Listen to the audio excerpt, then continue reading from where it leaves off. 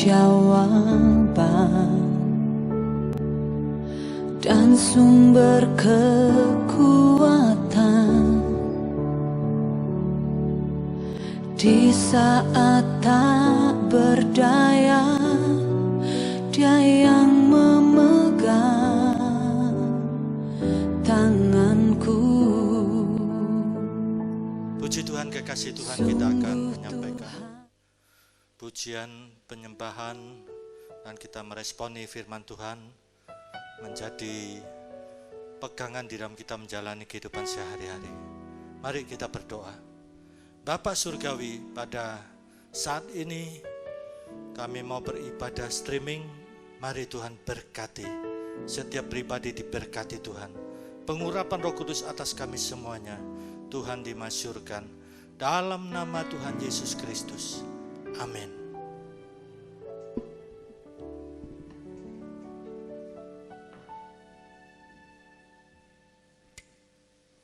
Shalom jemaat Tuhan GPPS Sawahan dimanapun berada. Puji Tuhan kita boleh ada sampai saat ini oleh karena kemurahan Tuhan. Mari kita sama-sama mau menaikkan pujian kita di hadapan Tuhan.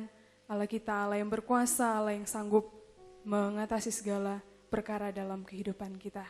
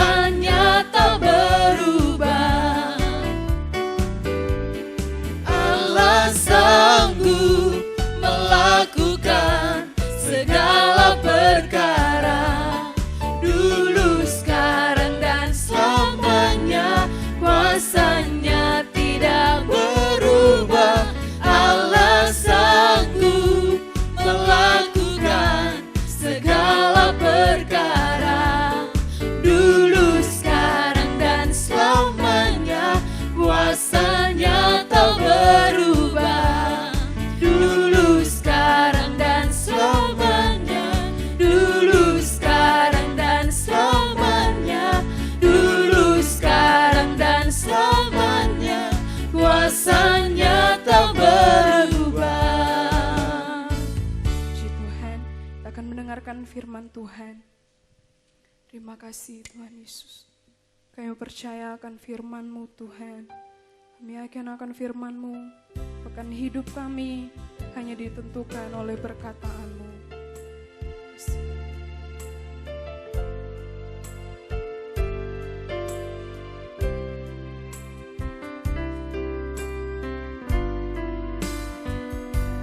Ku yakin saat Kau berfirman, ku menang saat Kau bertindak. Hidupku hanya ditentukan oleh perkataan-Mu.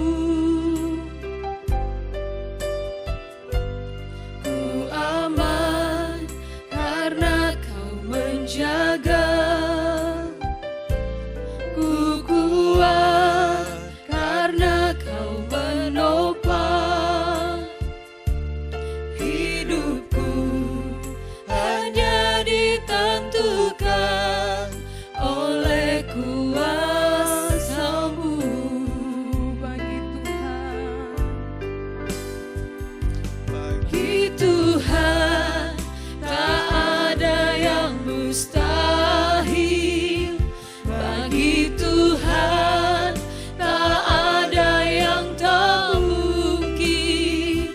Mujizatnya disediakan bagiku. Ku diangkat dan dipulihkannya.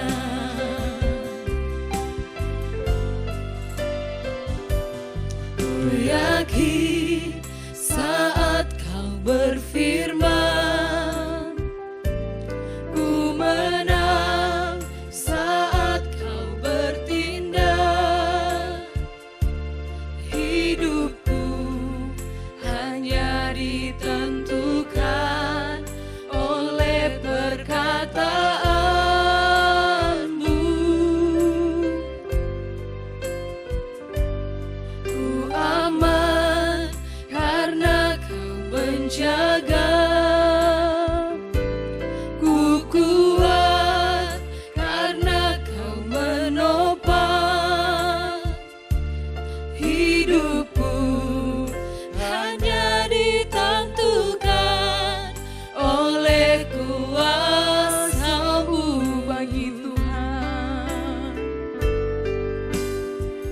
Bagi Tuhan tak ada yang mustahil. Bagi Tuhan tak ada yang tak mungkin. Mujizatnya disediakan bagiku. Ku diangkat dan dipulihkannya. bagi Tuhan, Bagi Tuhan tak ada yang mustahil. Bagi Tuhan tak ada yang tak mungkin. Mujizatnya disediakan bagiku. Ku diangkat dan dipulihkannya.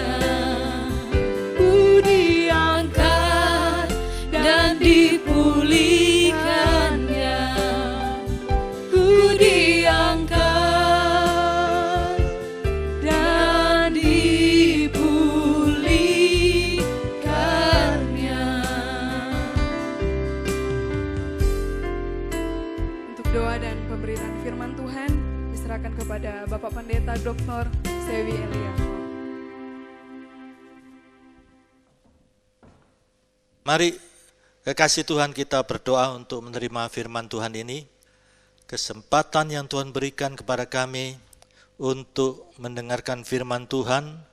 Sungguh Tuhan kesempatan yang indah karena firman Tuhan itu adalah Tuhan sendiri. Dan kalau kami menyimpan firman Tuhan dalam lubuk hati kami yang paling dalam, itu menjadi kehidupan, bahkan kesembuhan bagi seluruh tubuh kami. Kami sambut firman Tuhan dalam nama Tuhan Yesus Kristus. Amin. Kekasih Tuhan, mari kita bersama-sama belajar merenungkan dan kita juga melakukan firman Tuhan ini di dalam hidup kita. Kita akan belajar tentang beribadah dalam tabernakel kemah suci Tuhan. Mazmur pasal 100 ayat 1 sampai dengan 5. Pujilah Allah dalam bait-Nya. Mazmur untuk korban syukur. Bersorak-soraklah bagi Tuhan, hai seluruh bumi. Beribadahlah kepada Tuhan dengan sukacita. Datanglah ke hadapannya dengan sorak-sorai. Ketahuilah bahwa Tuhanlah Allah. Dialah yang menjadikan kita dan dialah kita, umat-Nya dan kawanan domba gembalaannya.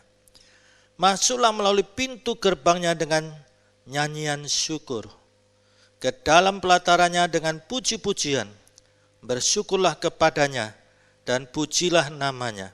Sebab Tuhan itu baik, kasih setianya untuk selama-lamanya. Dan kesetiaannya tetap turun-temurun. Amin. Kekasih Tuhan, pemazmur menulis kebenaran firman Tuhan ini menunjukkan satu kebenaran mengenai tabernakel. Mengenai tabernakel ini, seringkali beberapa orang menganggap itu adalah sejarah dan tidak bisa ditafsirkan secara rohani untuk sekarang ini. Seringkali muncul sindiran-sindiran itu alegoris, tafsiran alegoris. Maksudnya alegoris itu merohanikan bagian demi bagian. Di dalam Alkitab sendiri ada alegoris. Yesus saja memakai penafsiran alegoris seperti Injil Yohanes pasal 15 tentang pokok anggur dan carang-carangnya. Pokok anggur adalah Yesus, carang-carangnya adalah kita. Tetapi apa yang sudah dialegoris tidak boleh dialegoriskan kembali. Jangan kemudian kita menafsirkan pokok anggur itu gereja pusat, carang-carangnya adalah cabang-cabangnya. Nah, ini jelas melanggar metode hermeneutika.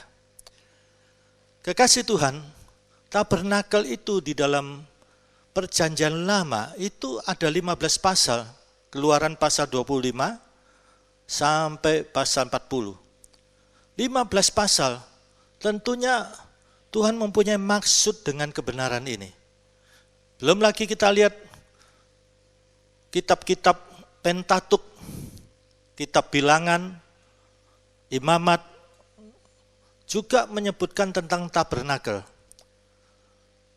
Demikian juga di dalam perjanjian baru kita lihat ada beberapa bagian dari surat-surat, termasuk surat Ibrani, ada penjelasan tentang tabernakel. Dengan demikian ada kebenaran yang Tuhan ingin sampaikan di dalam kebenaran tabernakel kemah suci ini. Kekasih Tuhan, kalau kita memperhatikan apa yang ditulis oleh pemazmur, pemazmur menunjukkan masuk pintu gerbang dengan ucapan syukur dan halamannya dengan puji-pujian. Kalau kita melihat tabernakel secara garis besar, halaman, kemudian di halaman itu ada kemah, dan kemah itu terbagi dalam dua bagian, ruang suci dan ruang maha suci.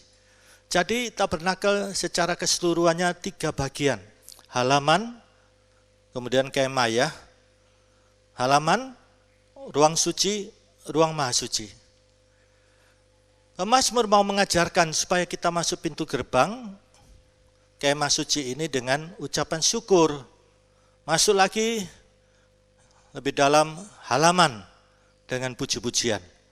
Nah, di sini tentunya pemazmur mau menunjukkan supaya kita masuk lebih dalam lagi ke kemah. Di kemah itu ada ruang suci dan puncaknya adalah ruang maha suci. Kekasih Tuhan, di dalam kita melihat tabernakel di sini kita menafsirkan secara analogis. Secara analogis. Analogis ini kita melihat apa yang menjadi tindakan Tuhan sepanjang sejarah hidup manusia. Dari zaman ke zaman. Di dalam tabernakel ini kita melihat apa yang dilakukan Tuhan. Kita lihat mulai dari tokoh-tokoh dari Abraham. Abraham dipanggil keluar dari tanah Ur Kasdim.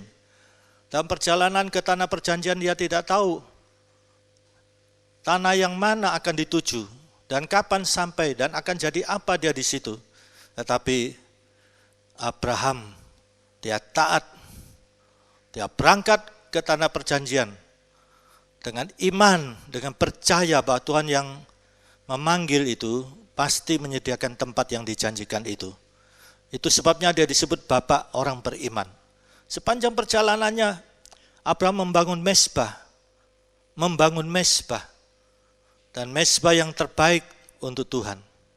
Kemudian pada tokoh berikutnya kita lihat ketika bangsa Israel diperbudak di tanah Mesir. Mereka berseru-seru kepada Tuhan mohon pelepasan. Dan Tuhan mengutus Musa membawa keluar bangsa Israel dari tanah Mesir. Dalam perjalanan kita lihat Tuhan memerintahkan untuk membangun tabernakel.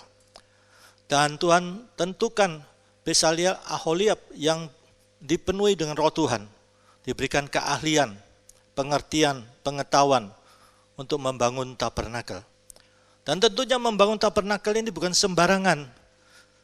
Tentunya berdasarkan patron surgawi. Kalau kita melihat di dalam surat Wahyu, maka kita melihat tabernakel itu pun tertera juga bagian-bagian dari tabernakel itu dalam surat Wahyu. Kekasih Tuhan, dalam perjalanan berikutnya kita lihat, dalam perjalanan waktu pada zaman Daud ingin membangun bait suci, tetapi Tuhan tidak, pada waktu Daud Tuhan tidak mau Daud yang membangunkannya, melainkan Salomo yang membangunkan bait suci itu. Selanjutnya dalam perjalanan waktu masuk perjanjian baru, Yesus Kristus menyatakan dalam Yohanes pasal 4 ayat 24, pada hari-hari terakhir Tuhan menghendaki penyembah-penyembah yang benar. Bukan lagi fokus kepada Yerusalem atau gunung, melainkan fokus kepada penyembah-penyembah di dalam roh dan kebenaran. Apa yang dimaksudkannya dengan penyembah-penyembah di dalam roh dan kebenaran? Yang dimaksudkan di sini adalah yang lahir baru, sudah lahir baru, sudah terima Yesus di dalam hatinya. Yesus yang adalah Tuhan dan Juru Selamat pribadinya. Ini kelahiran baru. Dan fokusnya kepada Yesus. Ibrani 12 ayat 2 mengatakan, pandanglah Yesus yang memimpin iman kita kepada kesempurnaan. Yesus yang sudah melalui jalan salib dan dia ada di samping Bapa surgawi, di tatah surgawi. Kekasih Tuhan, di sini sukses yang benar, keberhasilan yang benar itu melalui jalan salib. Bukan jalan pintas, bukan menghalalkan segala cara. Sukses yang benar, keberhasilan yang benar melalui jalan salib. Pandanglah Yesus. Kita memandang Yesus bukan kita melihat lukisan-lukisan di kalender-kalender. Itu karya seniman. Bukan juga foto-foto di kalender, itu aktor-aktor Hollywood yang berperan main film tentang Yesus, kisah Yesus. Fokus kita kepada Yesus, Yesus yang kita kenal dari firman Tuhan ini. Dengan kita banyak membaca, merenungkan Injil tentang kehidupan Yesus, surat-surat rasul-rasul tentang kehidupan Yesus, maka disitulah kita menemukan, mengalami perjumpaan satu figur Yesus Kristus yang kita kenal dari firman Tuhan ini. Bukankah Yohanes pasal 1 ayat 14, firman itu telah menjadi manusia, yaitu Yesus Kristus. Kalau saudara mau fokus pada Yesus, kita kenal Yesus dari firman Tuhan ini. Bukan fokus kepada salib, bukan fokus pada titik atau lilin yang ada nyala apinya, bukan. tetapi Yesus yang kita kenal dari firman Tuhan ini. Firman itu telah menjadi manusia, yaitu Yesus Kristus.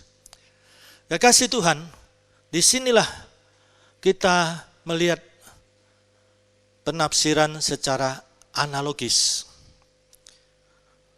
Dengan demikian mezbah dupa itu, mezbah dupa di dalam tabernakel itu ya dari rempah-rempah yang dibakar, dupa itu menyala memenuhi semua ruangan, khususnya di ruangan suci itu, dari kemah suci itu. Lihat di sini, asapnya tidak boleh padam. Pagi dan sore, senja, imam-imam harus memperhatikan jangan sampai padam api dari ukupan ini, yang dari rempah-rempah yang berbau harum. Dan kita memperhatikan dalam perjanjian baru, Rasul Paulus kembali menegaskan di dalam Efesus pasal 6 tentang perlengkapan senjata rohani. Ayat 18 dikatakan apa? Berdoalah dalam Roh Kudus dan jangan sampai padam. Berdoa dengan tidak henti-hentinya untuk segala orang kudus. Di sini kita lihat dipertegas oleh Rasul Paulus. Dari sejak ibadah perjanjian lama tabernakel sampai sekarang ini pun kehidupan doa kita jangan sampai padam. Nah, ini salah satu contoh penafsiran secara analogis. Kekasih Tuhan, kita perhatikan di sini. Pemazmur ini seorang raja, yaitu Raja Daud. Kalau kita memperhatikan komitmen Raja Daud ini begitu sangat mendalam di dalam hubungannya dengan kediaman Tuhan. Kalau kita memperhatikan di dalam Mazmur pasal 84, sampai sedemikian rupa, Daud sebagai seorang raja, pasti sebagai seorang raja dia berkelimpahan dengan materi-materi. Dengan kekuasaan dan kedudukan, dengan zona kenyamanan. Tetapi pemazmur bisa mengatakan di dalam Mazmur 84, berbahagialah mereka yang diam di rumah Tuhan, yang terus-menerus menaikkan puji-pujian. Lihat, seorang raja bisa menyatakan satu pengakuan bahwa berbahagialah mereka yang diam di rumah Tuhan, yang selalu menaikkan terus-menerus saudara, puji-pujian kepada Tuhan. Dan dikatakan lebih baik satu hari di pelataran rumah Tuhan daripada 1000 hari di tempat di kemah orang fasik. Sampai begitu rupa dan menyatakan bahwa kekuatannya di dalam Tuhan. Padahal Raja Daud ini punya fasilitas yang berkelimpahan, materi, kedudukan, jabatan, kekuasaan. Tetapi kita lihat pemazmur menyatakan berbahagialah mereka yang kekuatannya di dalam Tuhan. Nah ini, dan ditegaskan dengan satu kalimat yang begitu dalam. Kalau saya memperhatikan Mazmur 84, di dalam ayat 12, sebab Tuhan Allah adalah matahari dan perisai. Matahari itu kalau kita perhatikan, ya dengan sinar violetnya memberikan kesehatan bagi manusia, juga kita lihat memberikan kehidupan bagi tumbuh-tumbuhan dan hewan. Perisai, bukankah kita sangat membutuhkan perisai? Kalau kita membaca dalam Efesus pasal 6, iblis selalu menyerang dengan panah-panah api. Kita perlu ada perisai. Dan perisai kita di sini Tuhan, kita beriman kepada Tuhan, perisai iman. Lihat kasih dan kemuliaannya Ia berikan. Tuhan tunjukkan kasih-Nya. Lihat kebaikan Tuhan. Dan kemuliaannya, Tuhan angkat kita. Kita tidak perlu pujian manusia, tidak perlu promosi manusia. Tuhan yang angkat kita. Dan ini kalimat yang begitu luar biasa. Tuhan tidak menahan kebaikan. Lihat, Tuhan tidak menahan saudara. Tuhan tidak menahan. Tuhan tidak menahan kebaikan dari orang yang hidup tidak bercela. Luar biasa. Kalau soal hidup tidak bercelah, hidup dalam perkenanan Tuhan, lihat Tuhan itu tidak menahan kebaikan. Lihat sampai ditegaskan, ya Tuhan semesta alam, berbahagialah manusia yang percaya kepada Tuhan. Berbahagialah. Seorang raja itu tidak mudah sekali untuk percaya kepada Tuhan atau kepada siapapun. Karena dia raja, dia punya kekuasaan, dia punya kekuatan, dia punya jabatan, dia punya fasilitas segala-galanya. Tetapi lihat Raja Daud, sekalipun dia raja, Daud bisa menyatakan berbahagialah orang yang percaya kepada Tuhan.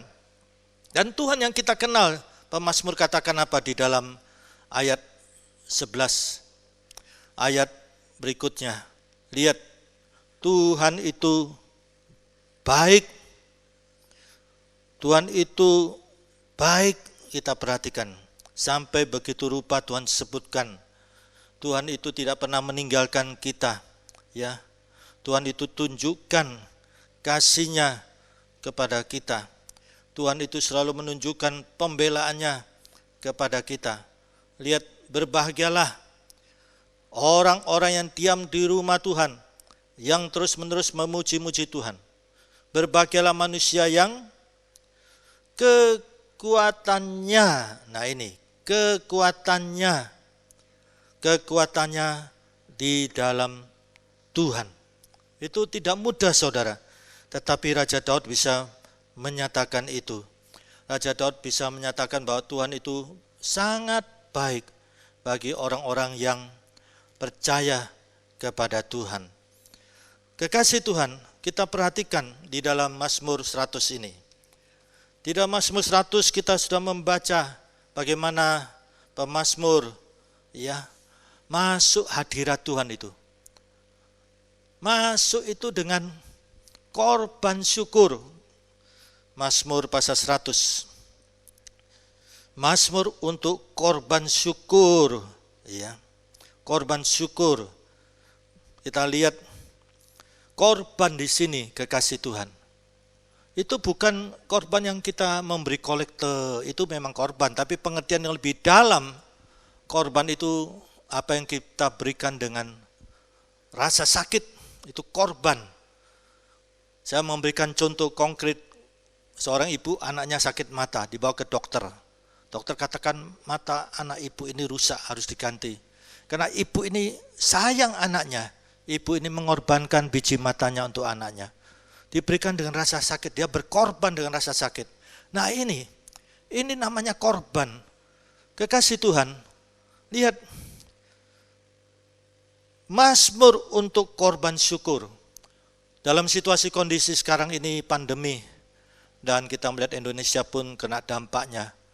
Sampai sekarang begitu banyak korban positif virus COVID-19, corona ini. Kekasih Tuhan, tentunya dampaknya bagi beberapa orang, ada perusahaannya mengalami pilot, ada beberapa yang di PHK, sehingga kita melihat angka stres depresi semakin meningkat. Mereka menjadi orang-orang yang panik, gelisah, takut. Kekasih Tuhan, nah di sini bagaimana sikap kita? Memang pastilah kita juga ada yang mengalami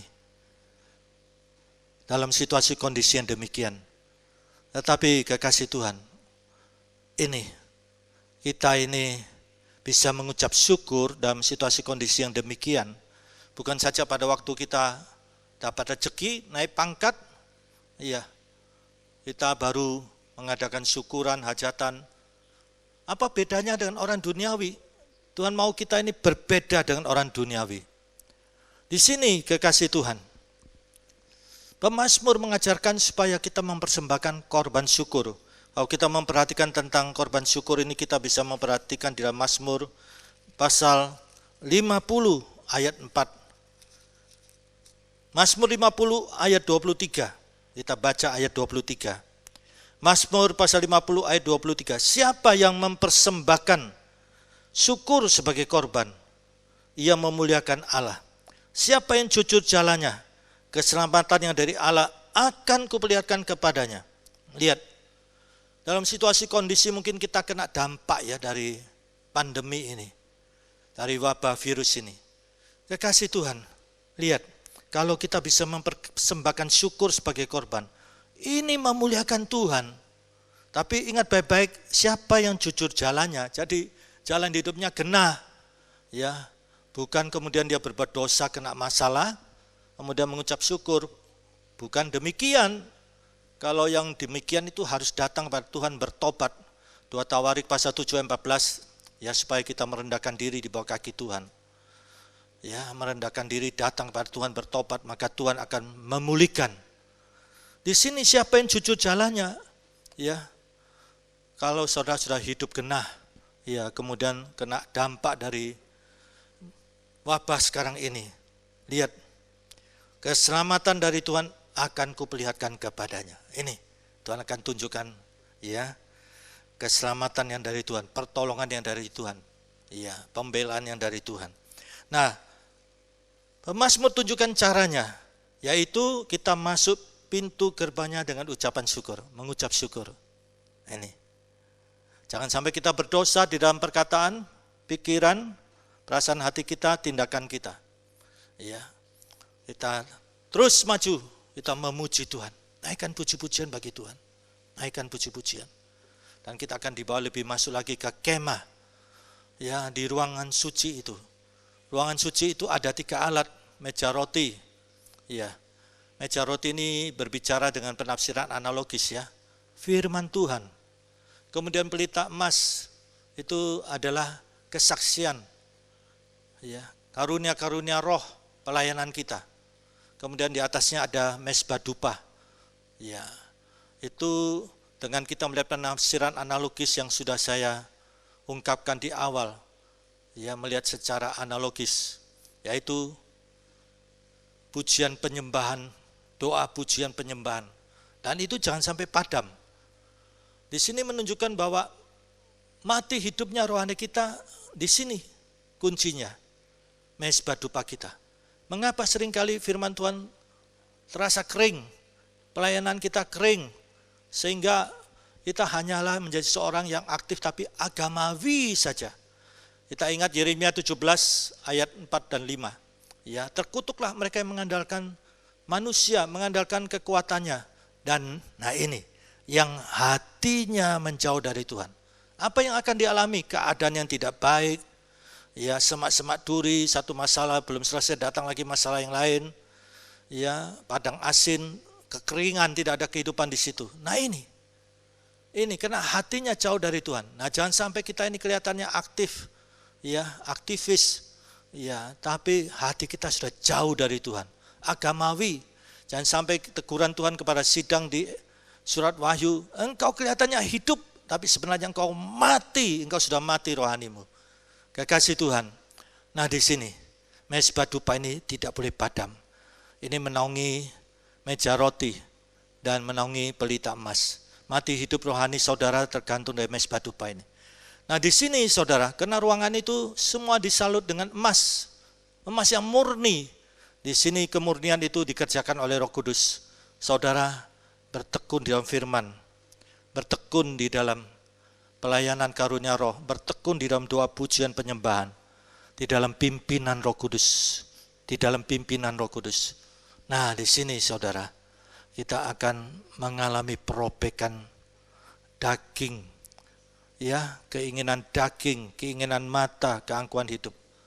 Tidak bisa kita mematikan keinginan-keinginan ini dengan kekuatan kita sendiri, tidak bisa. Kecenderungan manusia selalu berbuat dosa dan manusia itu terbatas.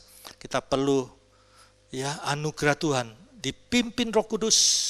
Yohanes 14 ayat 16, Roh Kudus sebagai penolong yang diutus Bapa untuk memimpin kita, menolong kita selama-lamanya. Nah, ini Roh Kudus memampukan kita untuk bertekun dalam firman, bertekun dalam pelayanan karunia-karunia roh, bertekun dalam doa penyembahan. Disitulah kita oleh anugerah Tuhan mengalami perobekan daging. Keinginan daging, keinginan mata, keangkuhan hidup, gengsi, sehingga kita bisa masuk ruang maha suci. Sakinah glory, kemuliaan Tuhan, disitulah kita ada dalam hadirat Tuhan. Kalau saudara ada dalam hadirat Tuhan, maka saudara akan melihat Tuhan itu nyata. Saudara lihat kesembuhan yang dari Tuhan, pertolongan yang dari Tuhan, mujizat yang dari Tuhan. Tuhan itu nyata dalam hidup saudara. Nah ini saudara, ini yang disebutkan oleh pemazmur. Dan pemazmur tegaskan di sini, ketahuilah ada penegasan di sini. Bahwa Tuhanlah Allah, Dia Tuhan Sang Pencipta. Ya. Dia bukan manusia yang bisa berdusta. Dia Tuhan yang janjinya adalah ya dan amin. Dia yang menjadikan kita ini diciptakan Tuhan. Dan kita ini punya Tuhan. Dan Dia gembala. Kita adalah kawanan domba gembalaannya. Pastilah terjamin karena gembala kita yang baik adalah Tuhan sendiri. Dan ditegaskan di sini bahwa Tuhan itu baik. Ayat 5, sebab Tuhan itu baik. Tuhan itu baik. Kasih setianya untuk selama-lamanya. Dan kesetiaannya tetap turun-temurun sampai anak cucu. Mari kekasih Tuhan. Setiap hari kita naikkan pujian kepada Tuhan. Mulai dari bersyukur, puji-pujian. Jangan sampai kita berdosa dalam perkataan. Karena di dalam Yudas katakan pada akhir zaman hari-hari terakhir akan mengalami masa yang sukar, di mana manusia akan bersungut-sungut mengeluh tentang nasibnya, mengeluarkan kata nista kepada Tuhan. Dijauhkan kiranya. Kita jangan berdosa dalam perkataan, pikiran, hati, dan tindakan. Naikkan pujian, ucapan syukur di hadapan Tuhan. Dan kita akan dibawa masuk lebih dalam hadirat Tuhan. Dan hadirat Tuhan itu, saudara akan melihat Tuhan nyata, Tuhan menyembuhkan saudara, Tuhan menolong saudara, Tuhan membela saudara, Tuhan membuka jalan bagi saudara. Puji Tuhan. Amin. Mari kita nyanyikan, kami memuji kebesaran Tuhan. Haleluya. Yes.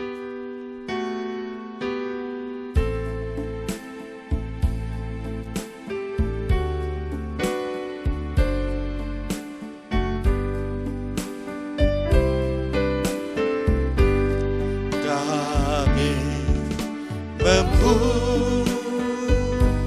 memuji kebesaran-Mu. Glory, haleluya. Ajaib Tuhan, ajaib Tuhan, ajaib Tuhan, ajaib Tuhan. Glory, glory, glory. Kami memuji kebesaran-Mu. Ajaib Tuhan, ajaib Tuhan, ajaib Tuhan, ajaib Tuhan,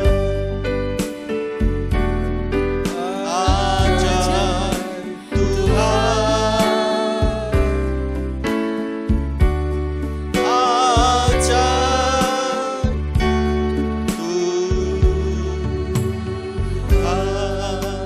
Haleluya. Terpujilah Bapa Surgawi di dalam Yesus Kristus dan oleh pekerjaan Roh Kudus. Kami terus-menerus diperbaharui. Sebagai hamba Tuhan kami mohonkan berkat untuk setiap pribadi. Dalam nama Tuhan Yesus Kristus, Tuhan memberkati keluarga saudara. Tuhan memberkati usaha pekerjaan saudara. Tuhan memberkati kesehatan saudara. Mari Tuhan jadikan umat Tuhan menjadi umat yang diberkati di dalam Tuhan Yesus Kristus, supaya mereka memberkati banyak orang dan nama Tuhan dipermuliakan. Berkati bangsa negara kami Indonesia Tuhan. Wabah virus ini Tuhan bisa ditemukan Tuhan, obat vaksin sehingga bisa teratasi dan umat-Mu bisa beribadah kembali tanpa takut, tanpa panik, tanpa gelisah. Indonesia diberkati Tuhan. Kasih karunia Bapa Surgawi, kasih Tuhan Yesus dan persekutuan Roh Kudus menyertai saudara mulai sekarang ini sampai Maranatha, Tuhan Yesus datang kembali. Dalam nama Tuhan Yesus Kristus. Haleluya. Amin. Tuhan memberkati.